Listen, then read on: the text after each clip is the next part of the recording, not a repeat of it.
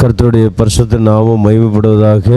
இன்று நம்முடைய தியானத்திற்காக ஆதியாகமம் 12வது அதிகாரம் 2வது வசனம். நான் உன்னை பெரிய ஜாதியாக்கி உன்னை ஆசீர்வதித்து உன் பெயரை பெருமைப்படுத்துவேன், நீ ஆசீர்வாதமாக இருப்பாய். இதில் தேவன் நம்ம ஒவ்வொருத்தரையும் பார்த்து சொல்லுகிற வார்த்தை, உன்னை பெரிய ஜாதியாக்குவேன். ஹல்லேலூயா. இரண்டாவது, உன்னை ஆசீர்வதிப்பேன். மூன்றாவது, உங்களுடைய பெயரை பெருமைப்படுத்துவேன். ஹல்லேலூயா, ஹல்லேலூயா. நீ ஆசீர்வாதமாகவே இருப்பாய் என்று தேவன் நம் ஒவ்வொருத்தரையும் பார்த்து இன்று சொல்லுகிறார். அன்று ஆபிரகாமை பார்த்து சொன்ன தேவன் இன்று நம் ஒவ்வொருத்தரையும் பார்த்து அவர் சொல்லுகிறாருங்க. இந்த வேத வார்த்தையை நீங்கள் விசுவாசிப்பீங்கன்னா நிச்சயமாகவே நம் ஒவ்வொருத்தரையும் பெரிய ஜாதியாக மாற்றுவார். ஹல்லேலூயா. பெரிய ஜாதி என்று சொன்னால் ஒரு உயர்ந்த ஒரு அந்தஸ்து. இந்தியாவில் காணப்படுகிற ஜாதிகளை பற்றி சொல்லலை, ஏன்னா அந்த நாட்களில் ஜாதிகள் இல்லை. ஜாதிகள் என்று சொன்னால் ஒரு உயர்ந்த அந்தஸ்து, ஒரு உயர்ந்த ஸ்தானம். அதான் இரண்டாவது என்ன சொல்லப்பட்டிருக்கு, உன்னை ஆசீர்வதிப்பார்.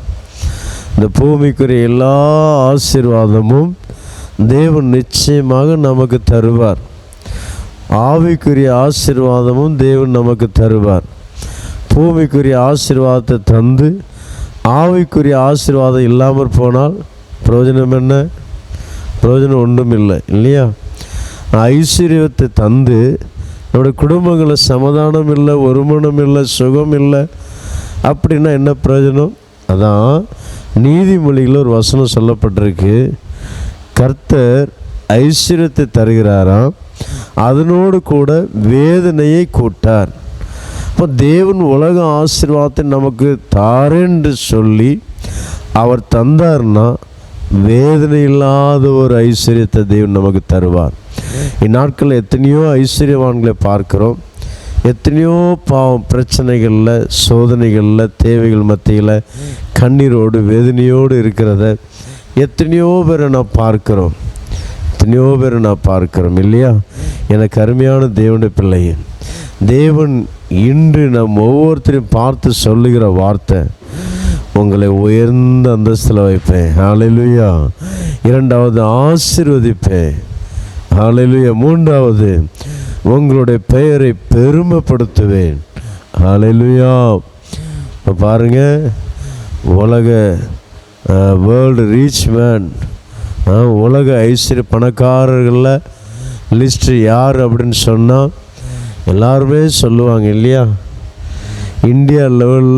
இந்தியாவில் யார் பணக்காரங்க லிஸ்ட்டில் இருக்கிறாங்க முதல்ல அப்படின்னா எல்லாருக்குமே தெரியும், இல்லையா? இப்போ நம்ம முகேஷ் அம்பானி, அனில் அம்பானி அப்படின்னா டாட்டா அவங்கெல்லாம் சொன்னால் எல்லாருக்குமே தெரியும். இப்போ அநேகருக்கு உங்களுடைய பெயர் தெரியாது. ஏன் பெயர் கூட அநேகருக்கு தெரியாதுங்க, எனக்கு அருமையான தேவனுடைய பிள்ளையே, கர்த்தர் நல்லவருங்க. ஒரு நாள் வரும், நிச்சயமாக தேவன் உங்களுடைய பெயரையும் என்னுடைய பெயரையும் உலகம் முழுவதும் அறியத்தக்கதாக தேவன் நம்மை பெருமைப்படுத்துவார். நம் ஒவ்வொருத்தரையும் தேவன் பெருமைப்படுத்துவார். தேவன் அதை தான் விரும்புகிறார். ஹல்லேலூயா. தேவன் விரும்புகிறதை நாம் செய்யும்போது, அவர் விரும்புகிறதை நம்முடைய வாழ்க்கையில் அவர் என்ன செய்ய வேண்டும் என்று விரும்புகிறாரோ அதை அவர் சரியான நேரத்தில் சரியாக செய்வாருங்க. அவருக்காக நாம் என்ன செய்ய வேண்டும் என்று விரும்புகிறாரோ அதை நாம் சரியான நேரத்தில் சரியாக நாம் செய்யும்போது நமக்கு சொல்லப்பட்ட வார்த்தையின்படி, வாக்குத்தத்தின்படி அவர் சரியாக செய்வார். கொஞ்சம் கூட வாக்கு மாற மாட்டாருங்க. அடுத்தவளை வாசிக்கிறோம், நீ ஆசீர்வாதமாக இருப்பாய். கன்ஃபார்மாக சொல்கிறேன், நீ ஆசீர்வாதமாக இருப்பாய். எவ்வளோ வேணும், சந்தேகமே இல்லை. ஹல்லேலூயா. ஷபரகரபர். கண்களை மூடுவோம், செபிப்போம். சர்வ வல்லமையுள்ள பிதாவே, நன்றியோடு ஸ்தோத்திரிக்கிறோம். இந்த நாள் ஆண்டவரை பேசின வார்த்தைக்காக உமக்கு நன்றி. அன்று ஆபிரகாமை பார்த்து சொன்ன தேவன் இன்று எங்கள் ஒவ்வொருத்தரையும் பார்த்து நீர் இந்த வாக்குத்தத்த செய்தியை தந்ததற்காக உமக்கு நன்றி செலுத்துகிறோம். இந்த வார்த்தையின்படி எங்கள் ஒவ்வொருத்தரையும் பெரிய ஜாதியாக்க போகிறதற்காக உமக்கு நன்றி செலுத்துகிறோம். என்னுடைய சத்தத்தை இந்த யூடியூப் மூலமாக பார்க்கிற கேட்கிற ஒவ்வொருத்தரையும் நீர் அந்த வார்த்தையின்படியே அப்பா பெரிய ஜாதியாக்க போகிறதற்காக உமக்கு நன்றி செலுத்துகிறோம்.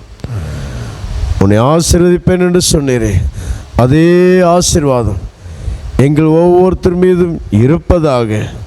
ஆபிரகாமை ஆசீர்வதித்த தேவன் இன்று எங்கள் ஒவ்வொருத்தர் மீதும் இருப்பதாக.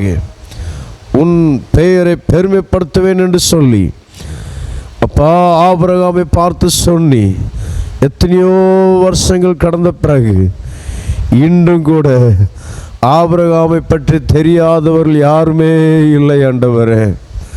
அவ்வளவா அவருடைய பெயரை பெருமைப்படுத்தி வைத்திருக்கீங்க. இன்று நாங்கள் ஒரு மூலையில் இருக்கிறோம், யாருண்டே தெரியாமல் அப்பா சோத்திர மூலையில் காணப்படுகிறோம்.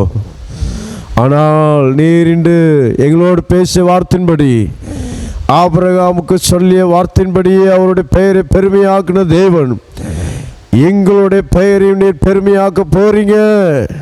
உங்களுடைய வார்த்தையின்படி நீ செய்ய போறீங்க. உமக்கு நன்றி செலுத்துகிறோம். ஆசீர்வாதமாக இருப்பாய் என்று கன்ஃபார்மாக சொன்னப்பட்ட அந்த வார்த்தையின்படியே நிச்சயமாகவே நீர் எங்களை ஆசீர்வதிக்க போறீங்க. உமக்கு நன்றி செலுத்துகிறோம், நன்றி செலுத்துகிறோம். இந்த நாள் முழுவதும் பிரச்சனைகளோடு கூட இருக்கட்டும், போகும்போது வரும்போது எல்லாருடைய பிரயாணங்களில் கூட இருக்கட்டும், சமூகம் கூட இருக்கட்டும். ஆபத்து விபத்துகள் நின்று விலக்கி காத்துக்கொள்ளும். பலவீனமாக இருக்கிறவர்களை பலப்படுத்தும், சுகவீனமாக இருக்கிறவர்களை சுகப்படுத்தும். அப்பா சமாதானம் இல்லாமல் இருக்கிற ஒவ்வொரு குடும்பங்களில் தெய்வீக சமாதானத்தை ஊற்றும். உடைய நாமம் மகிமைப்படட்டும், கிருபை கூட இருக்கட்டும். இயேசு கிறிஸ்துவின் இனிய நாமத்தில் வேண்டிக் கொள்கிறோம் எங்கள் ஜீவனுள்ள பிதாவே.